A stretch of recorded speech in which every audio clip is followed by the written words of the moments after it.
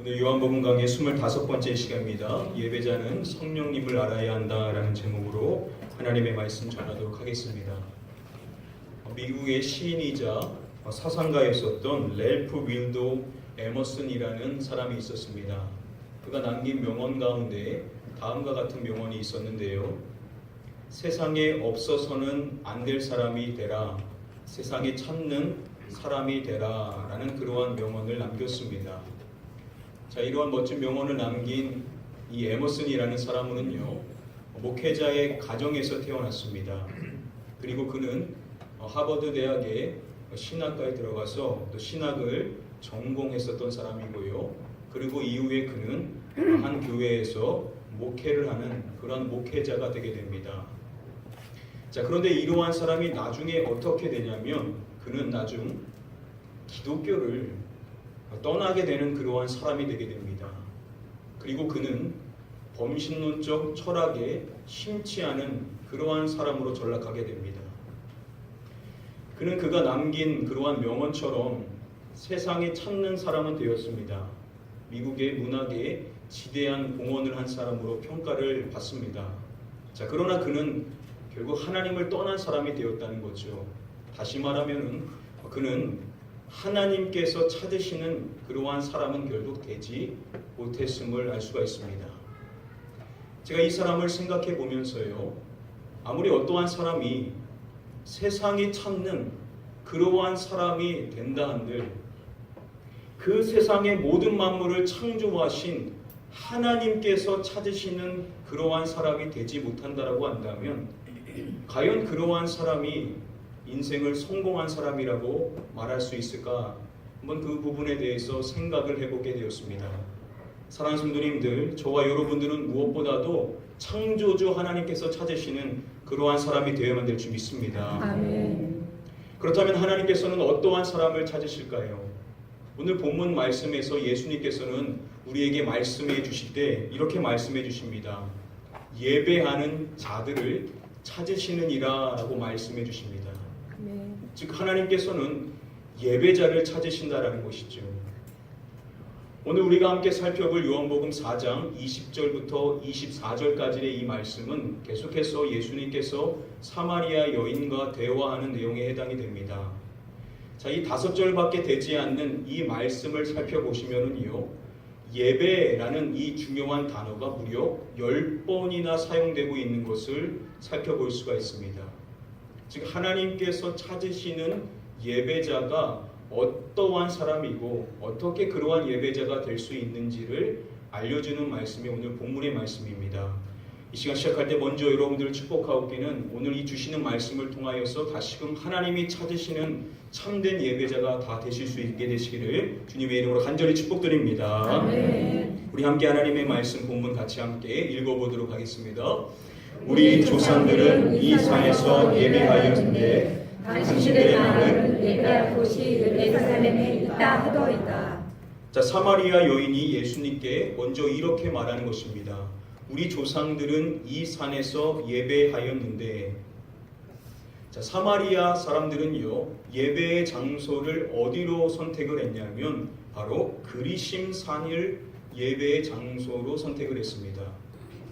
오늘날도요, 현대 사마리아인으로 불리는 그러한 소수의 사람들은 여전히 이 그리심 산에서 절기를 지킨다라고 이야기를 합니다. 그들은 조상 때부터 이 곳이 하나님을 예배하는 곳이다라고 그렇게 여겼던 것이죠. 자, 그런데 그러한 그녀가 예수님께 이렇게 이야기를 한 것입니다. 당신들의 말은 예배할 곳이 예루살렘에 있다 하더이다 라고 이야기한 것입니다. 즉 유대인들은 예배할 곳이 예루살렘, 즉 성전이 있는 예루살렘이다 라고 이야기를 했었던 것이죠. 즉 그녀는 사마리아인들이 이야기하는 그리심 산이 예배의 장소입니까? 아니면 예루살렘입니까? 둘 중에 무엇이 맞는지를 묻는 것입니다. 자, 그러한 그녀에게 예수님께서는 이렇게 말씀해 주시죠. 예수께서 이르시되 여자여 내 말을 믿으라. 이 산에서도 말고 예루살렘에서도 말고 라고 말씀해 주십니다.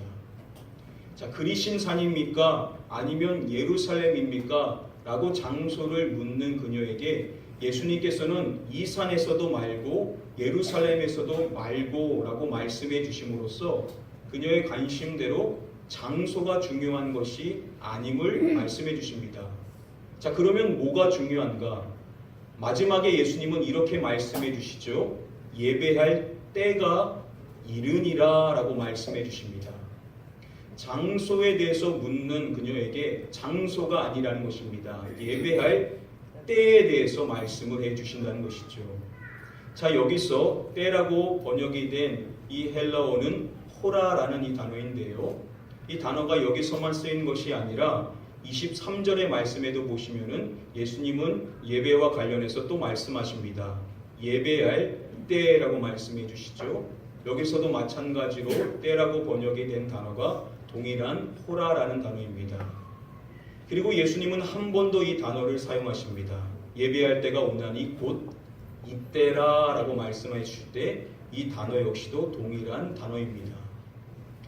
즉 예수님께서는 예배에 대해서 말씀하실 때 무엇을 강조하시는 것이냐면 하나님을 참되게 예배하는 그러한 때가 이르게 된다. 그때가 이때다 라는 그러한 예배의 시기에 대해서 말씀을 해 주신다는 것입니다. 자, 이것이 무엇을 의미하는지 살펴보기 위해서는 이 두 절의 말씀의 중간에 해당이 되는 22절의 말씀을 살펴봐야 됩니다. 예수님은 22절에서 이렇게 말씀해 주셨습니다. 너희는 알지 못하는 것을 예배하고 우리는 아는 것을 예배하노니 라고 말씀해 주십니다. 여기서 너희는 누구겠습니까? 사마리아인이고 우리는 유대인으로 이해를 할 수가 있을 것입니다. 자, 앞서서 분명 예수님께서는 이 산에서도 말고, 즉 사마리아인들이 예배하는 예배도 말고 예루살렘에서도 말고 라고 이야기함으로써 유대인들이 강조하는 예배 역시도 아니다라는 것을 말씀해 주셨는데, 지금 이어지는 이 말씀에서는 마치 유대인의 예배가 맞다라고 말씀해 주시는 것처럼 그렇게 비춰질 수가 있습니다. 우리가 이 말씀을 잘 이해하려면 이 말씀 가운데 이는이라고 나오죠. 이 이는이라는 호티라는 이 접속사는 왜냐하면 뭐뭐 때문에라는 그러한 접속사입니다. 즉 예수님께서 왜 사마리아인과 유대인을 분리하여서 말씀하시는 그 이유가 무엇인지를 이제 밝혀주시려고 하시는 것이죠. 그 이유는 이것입니다. 무엇이 유대인에게서 남이라 라고 말씀해 주십니까? 구원이 유대인에게서 남이라 라고 말씀을 해 주시죠. 자, 여기서 이 구원이라고 이 번역이 된 이 헬라어의 이 원어는요, 이 요한복음의 말씀에서 단 한 차례 여기에서밖에 쓰이지를 않았습니다. 그런데 이 단어에서 파생된 단어가 있는데요, 바로 소텔이라는 단어인데 이 단어가 요한복음에 또 한 차례가 쓰였습니다. 바로 같은 본문인 요한복음 4장의 말씀에 가서 보시면은 이 소텔이라는 단어가 쓰였는데요, 바로 다음의 말씀에 등장을 합니다. 그가 참으로 세상의 구주인 줄 알미라. 나중 예수 그리스도를 구주로 깨닫게 됐었던 사마리아인들이 고백하는 내용입니다. 자, 여기서 구주라는 이 단어가 바로 소텔, 구원이라는 단어에서 파생된 소텔이라는 단어입니다. 자, 여기서 세상의 구주는 당연히 누구를 이야기하는 것이겠습니까? 예수 그리스도를 이야기를 하는 것이죠. 여러분, 예수 그리스도께서는 유대인이셨습니까? 사마리아인이셨습니까? 유대인이셨죠. 그래서 예수님께서 사마리아 여인에게 물을 달라고 했었을 때 사마리아 여인이 당신은 유대인으로서 어찌하여 사마리아인 나에게 물을 달라 하니까 라고 이야기를 했었습니다. 자, 예수님께서는 구원자로서 유대인 가운데 오셨던 것이죠. 자, 그런 점에서 봤었을 때 구원이 유대인에게서 남이라, 이 단어에서 소텔이라는 구세주, 주님이라는 단어가 나온 것을 봤었을 때 구원이 유대인에게서 남이라라는 이 말씀은 바꿔서 말하면 구원자 되시는 예수 그리스도께서 유대인에게서 오셨다라는 말씀으로 바꿔서 이해를 할 수가 있다는 것입니다. 예수님께서는 분명히 우리에게 말씀해 주실 때, 그래서 WBC 주석은 말하기를 유대인들은 그들 가운데 나신 메시아로 말미암아 세상의 구원을 가져올 백성으로 선택받았다라고 설명을 해줍니다. 자, 바로 이것이 예수님께서 사마리아인과 유대인들을 분리하시는 이유입니다.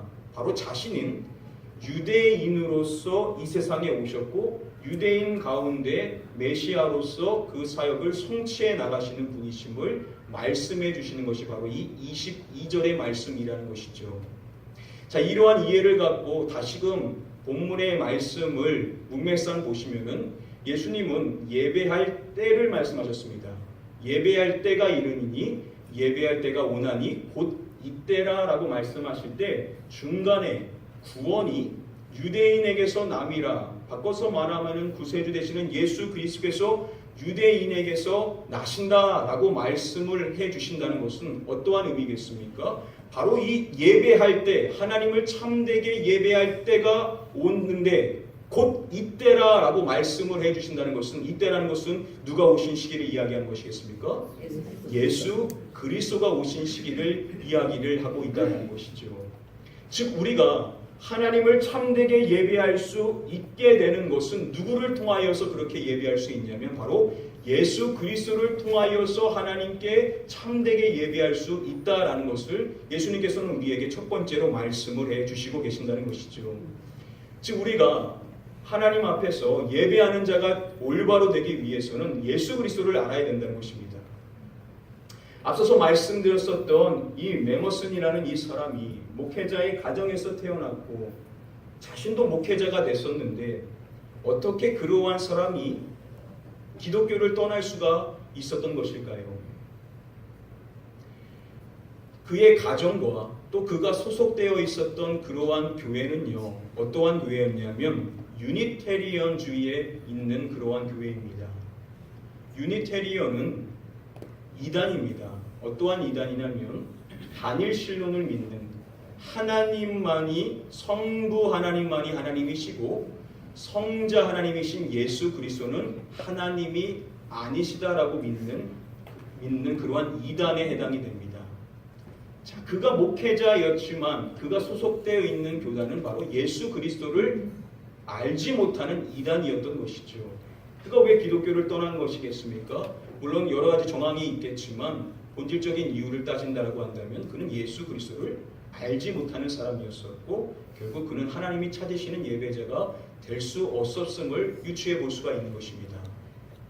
즉 우리가 하나님을 예배하기 위해서는 어떠한 분을 알아야 되냐면 바로 예수 그리스도를 잘 아는 자가 되어야만 됨을 우리에게 먼저 이야기를 해 주신다라고 볼 수 있는 것입니다. 또한 우리는 오늘 말씀을 통해서 계속해서 다음의 사항들을 알 수 있는데요. 우리 함께 다음의 본문 말씀을 함께 한번 읽어보겠습니다. 예수께서 이르시되 여자여 내 말을 믿으라. 이 산에서도 말고 예루살렘에서도 말고 너희가 아버지께 예배할 때가 이르리라. 자, 예수님께서는 사마리아 여인에게 말씀해 주실 때 너희가 아버지께 예배할 때가 이르니라 라고 말씀을 해 주십니다.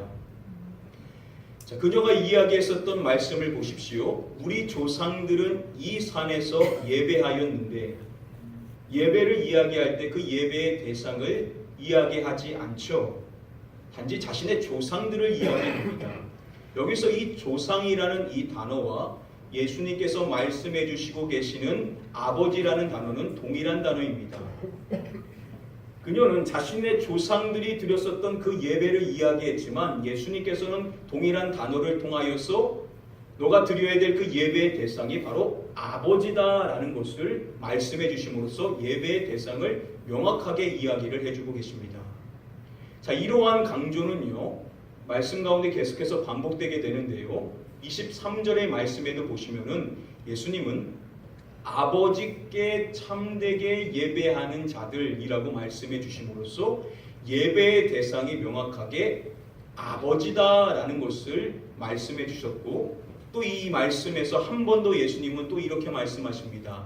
아버지께서는 자기에게 예배하는 자들이라고 말씀해 주심으로써 또다시 예배의 그 대상은 아버지다라는 것을 이야기를 해주고 계십니다.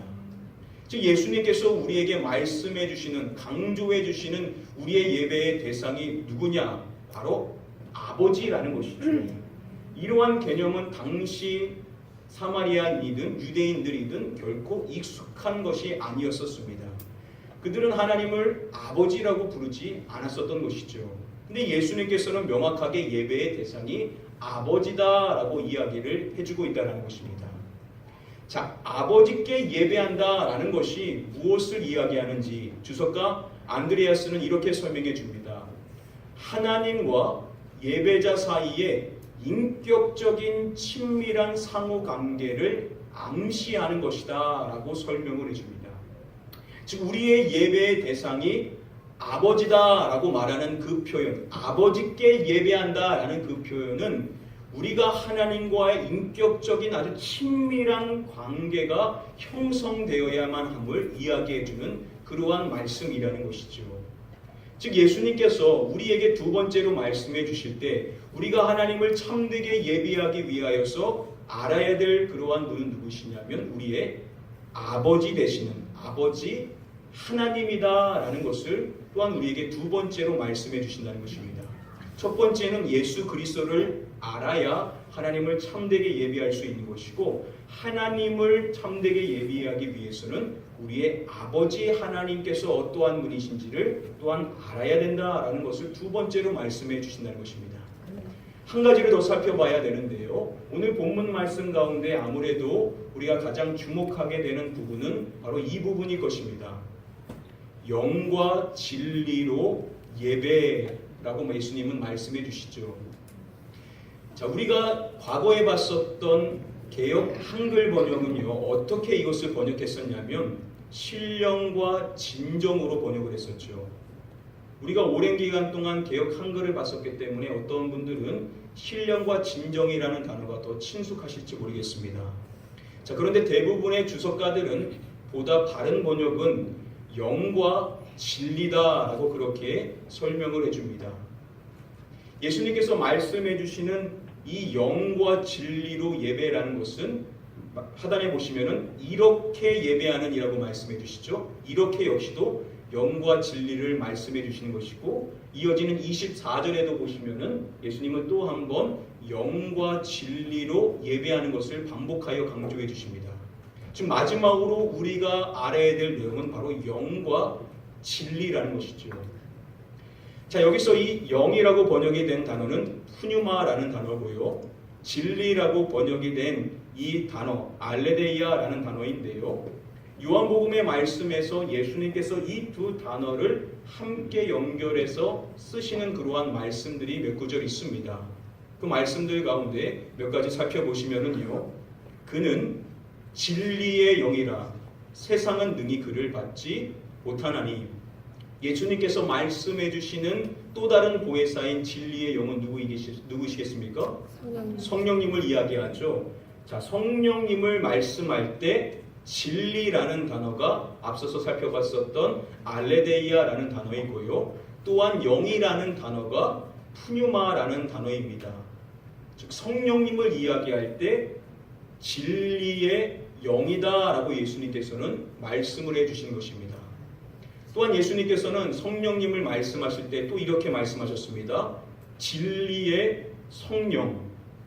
여기서 이 진리라는 단어가 앞서서 살펴본 동일한 단어이고요. 또 우리가 영이라고 번역되었었던 그 푸뉴마라는 단어가 똑같은 단어입니다. 성령이라고도 번역이 되죠. 영, 성령, 똑같이 푸뉴마라는 단어입니다. 예수님께서 성령님을 이야기할 때 바로 이 안드레아스와 푸뉴마를 연결해서 진리의 성령이다라고 소개를 해주시는 것입니다. 이러한 표현은 16장에 가서도 또 등장을 합니다. 진리의 성령이 오시면 동일합니다. 안드레아스 또한 푸뉴마라는 단어입니다. 자, 이 요한복음을 기록했었던 사도 요한이 나중 요한 1서의 말씀에 가서 보시면은 성령님을 이야기할 때 그는 이렇게 진술을 합니다. 증언하는 이는 성령이시니 성령은 곧 무엇이라고요? 진리니라 라고 이야기를 합니다. 자, 푸뉴마가 결국 안드레아스 진리다라고 이야기를 합니다. 성령이 진리라는 것이죠. 자, 이러한 이유로 학자들 가운데 많은 학자들은요, 영과 진리라는 이것을 설명할 때 이것이 서로 다른 것이 아니다라고 이야기합니다. 이 두 단어는 하나의 전치사에 종속되어 있음으로써 결국 하나를 이야기한다는 거죠. 그래서 레이몬드라는 신학자는 말하기를 이 영과 진리라는 것은 바로 진리의 성령을 뜻하는 중언법에 해당이 된다라고 설명을 해줍니다.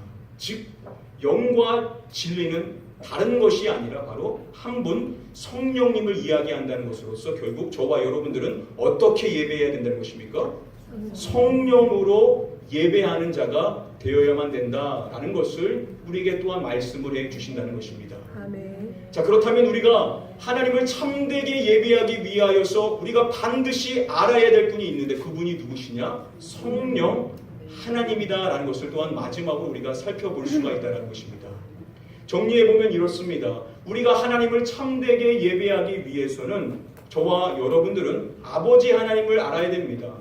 또한 우리의 구원자 되시는 예수 그리스도를 알아야 됩니다. 또한 우리가 하나님을 참되게 예배하기 위해서는 성령 하나님을 알아야 된다는 것입니다. 그런데 여기서 결론을 말씀드리면요, 결국 우리가 성령 하나님을 잘 알게 되면, 성령 하나님의 인도를 따라 이 세상을 살게 되면 어떻게 되는 것이냐? 그것이 이제 결국 우리가 예수 그리스도와 친밀해질 수 있고 또한 성부 하나님이신 우리의 아버지 하나님과도 친밀해질 수가 있다는 것이 오늘의 결론입니다.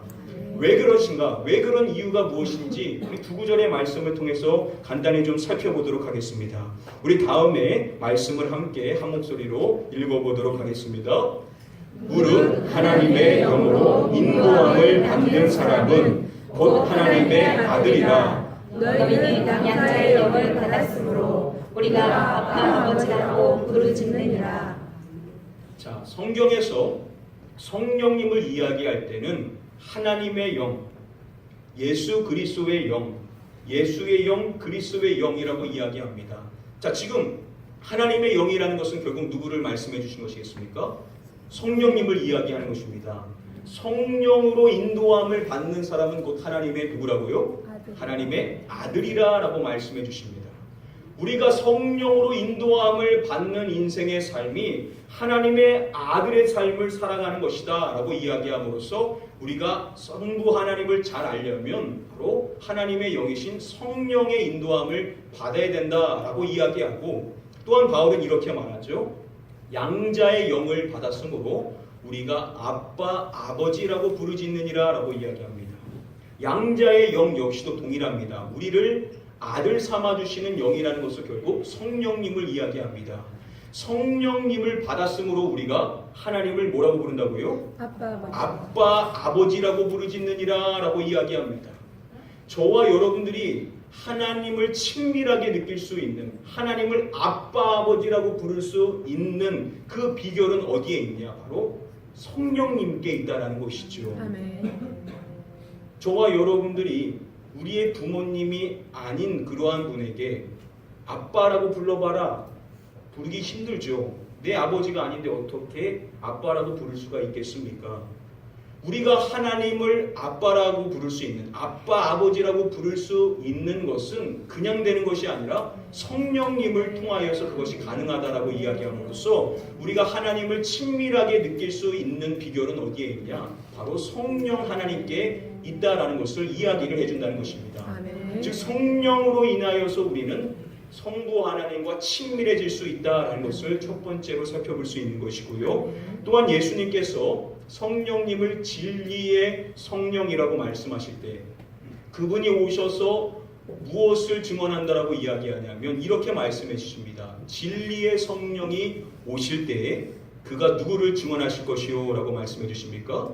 그가 나를 증언하실 것이요. 여기서 나가 누구겠습니까? 예수 그리스도를 증언해 주신다라고 말씀해 주십니다. 즉 성령님이 오셔서 다른 것을 이야기하는 것이 아니라 먼저 오신 보혜사이신 예수 그리스도에 대해서 증언해 주신다라고 말씀해 주심으로써 우리가 진리의 영으로, 진리의 성령으로 충만하게 된다는 것은 다시 말하면 예수 그리스도를 깊이 알아가게 되는 것임을 이야기하므로 즉 성령을 따라 이 세상을 살아간다는 것은 다시 말하면 또한 성자 하나님이신 예수님과도 더 친밀해질 수 있다라는 것을 살펴볼 수가 있다는 것입니다. 즉 우리가 성령 하나님을 얼마만큼 아느냐, 그게 예배의 관건이고, 그 예배가 우리에게 온전히 이루어지기 위해서 성령님을 깊이 알아야 되는데, 바로 그랬었을 때 우리는 예수 그리스도도 깊이 알고 성부 하나님, 우리의 아버지 하나님도 깊이 알 수 있다라고 이야기함으로써 관건은 뭐냐? 우리가 성령님을 얼마만큼 알고 있느냐, 그게 우리의 예배 생활의 분수령이 된다라는 것을 오늘 말씀은 이야기를 해주고 있다는 것입니다. 그렇다면 우리가 성령님을 얼마만큼 알고 있는가, 그 부분에 대해서 좀 살펴보기를 원합니다. 예수님께서 성령님에 대해서 말씀하실 때 이렇게 말씀을 하셨습니다. 우리 같이 한번 말씀을 함께 읽어보겠습니다. 그가 또 다른 보혜사를 너희에게 주사 영원토록 너희와 함께 있게 하리니 그는 너희와 함께 거하시며 또 너희 속에 계시겠으리라. 자, 그가 또 다른 보혜사를 너희에게 주사. 여기서 또 다른 보혜사가 누구겠습니까? 성령님을 이야기하죠. 예수님도 보혜사고, 예수님이 떠나시는 것이 우리에게 유익한 이유가 예수님이 떠나셔야 또 다른 보혜사이신 성령님이 오신다는 것입니다. 자, 그렇다면 예수님보다 성령님이 우리에게 더 유익한 이유가 무엇이냐? 그 이유를 예수님께서 이렇게 밝혀주시는 것입니다. 그가 또 다른 보혜사를 너희에게 주사 영원토록 너희와 함께 있게 하리니 라고 말씀을 해주십니다.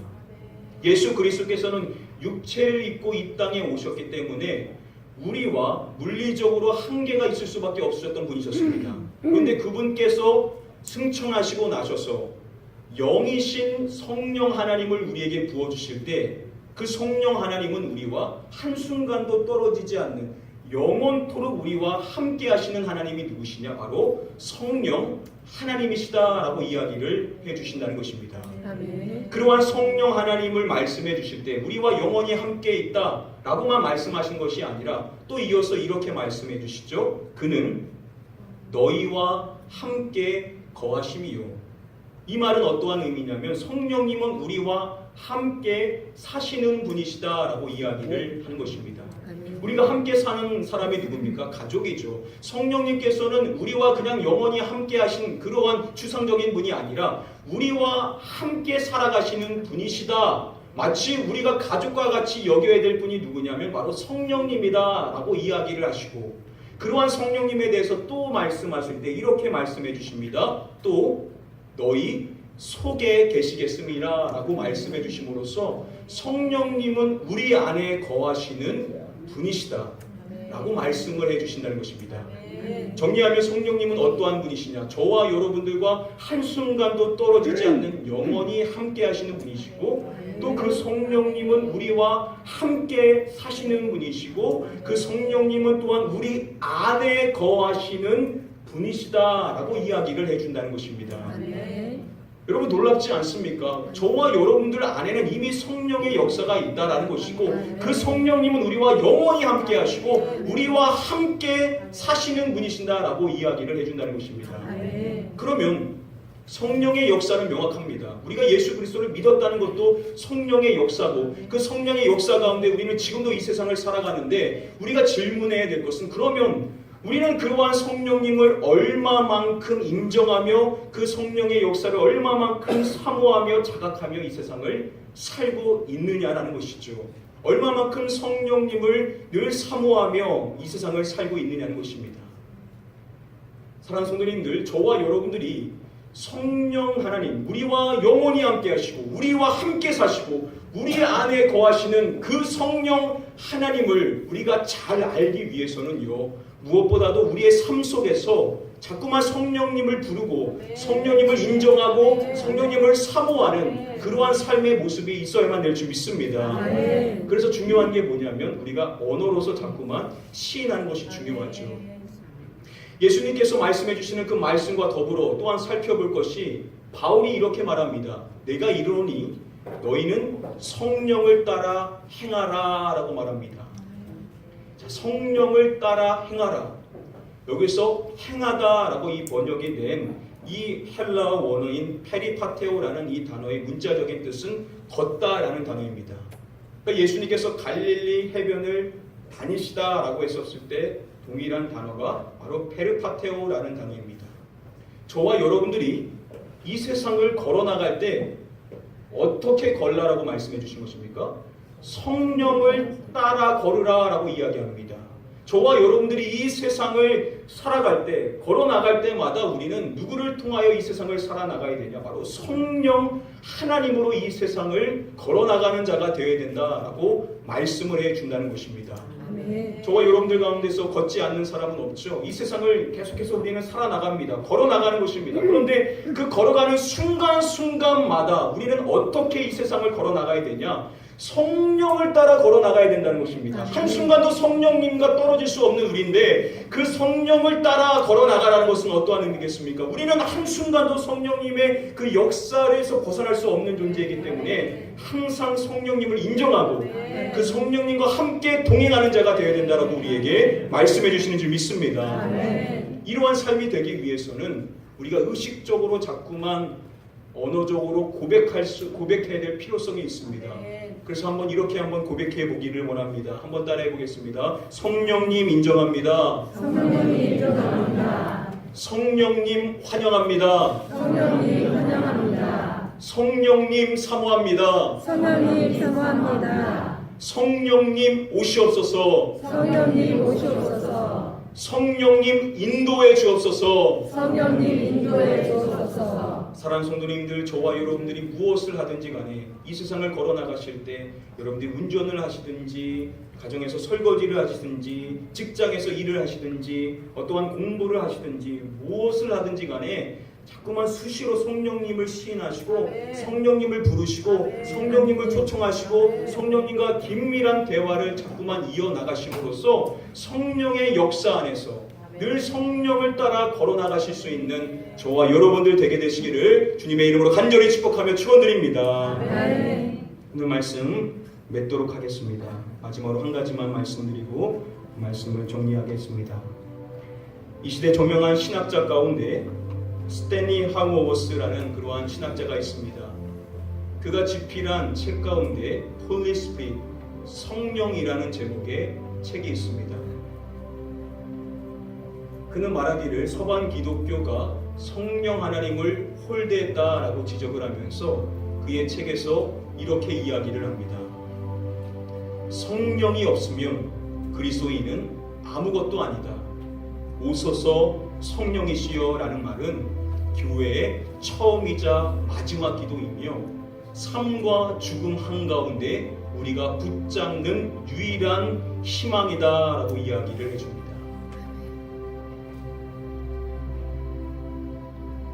성령님 오시옵소서. 이것은 교회의 처음이자 마지막 기도. 예수 그리스도께서 다시 오시는 그날까지 우리가 계속해서 기도해야 될 내용이 뭐냐? 오소서 성령이시오. 오셔서 성령이시오는 삶과 죽음 한가운데 저와 여러분들이 이 세상을 떠나는 그날까지 계속해서 붙잡아야 될 그러한 희망이 뭐냐? 성령님. 성령님 오시옵소서. 저와 여러분들의 이 세상의 삶 속에서 이렇게 성령님을 향한 그 갈급함, 성령의 성수를 기대하며 성령께서 우리에게 부어주시는 그 놀라운 은혜를 우리가 날마다 사모하며 이 세상을 살아갈 때 저와 여러분들은 하나님을 바로 알고 예수 그리스도를 바로 아는 그러한 참된 예배자로서 이 남은 세상을 살게 될 수 있게 될 줄 믿습니다. 여러분 꼭 기도하실 때 오소서 성령이시오. 성령의 충만함을 구하시고 그 성령님을 시인하시며 그분과 함께 걸어나가시는 저와 여러분들 되셔서 여러분들의 모든 인생의 삶이 참된 예배자의 삶이 되실 수 있게 되시기를 주님의 이름으로 간절히 축복하며 축원드립니다. 우리 시간에 같이 한번 찬양하실 때 우리 이 찬양 고백하기를 원합니다. 오소서 진리의 성령님 이 땅 흔들며 임하소서. 거짓과 탐욕 제약에 무너진 우리 가슴 정케 하소서. 오소서 은혜의 성령님 하늘 가르고 임하소서. 성령 하나님을 사모하는 마음으로 우리 함께 이 시간에 같이 찬양하도록 하겠습니다. 오소서 진리의 성령님 함께 찬양하도록 하겠습니다. 오소서 진리의 성령님 이 땅 흔들며 임하소서. 거짓과 탐욕 죄악에 무너진 우리 가슴 정케 하소서. 우리 가슴 정케 하소서.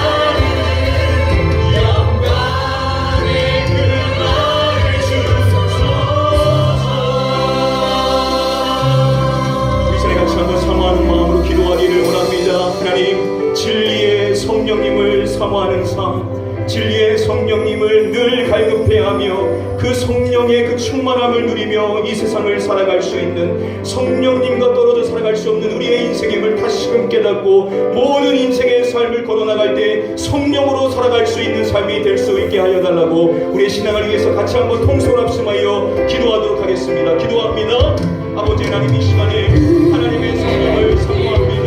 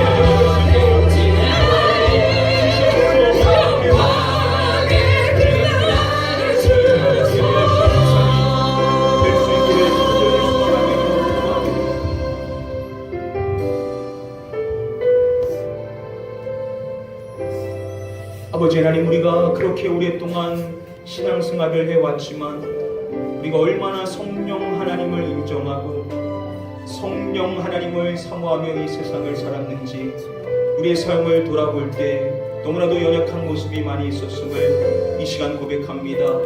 이후로는 우리가 성령 하나님을 인정하고 성령 하나님을 사모하며 오소서 진리의 성령이요, 우리의 삶의 현장 속에서 무엇을 하든지 간에 그 성령님을 갈급해하며 그 성령의 충만함을 사모하며 이 세상을 걸어나갈 수 있는 이 자리에 있는 이 모든 주의 백성들이 다 될 수 있도록 인도하여 주시옵소서.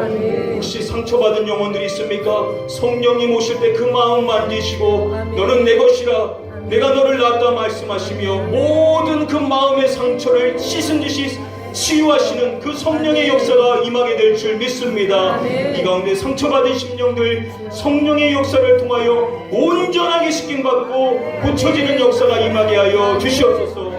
또한 아버지 하나님, 육신의 질병과 아픔 가운데 있는 심령들 성령의 역사가 임할 때 그 모든 것들이 떠나가고 온전해지는 역사가 임하게 될 줄 믿사오나니 진리의 성령의 이 시간 오셔서 우리 아픈 심령들 가운데 상처받은 심령 가운데 임하심으로 말미암아 회복의 역사를 체험할 수 있도록 역사하여 주시옵소서. 우리 이 남은 삶을 이제 살아나갈 때 우리는 성령으로 걸어나가기를 결단하기를 원합니다. 무엇을 하든지 우리는 성령을 떠나 살 수 없사오나니 늘 수시로 성령님을 인정하고 고백하며 그분과 긴밀한 교제를 나누며 살아가는 자가 됨으로 말미암아 우리의 모든 삶이 참된 예배가 될 수 있도록 인도하여 주시옵소서. 성령 하나님을 사모합니다. 감사하며 이 모든 말씀 우리의 일 구원하신 예수 그리스도의 이름으로 기도드립니다. 아멘.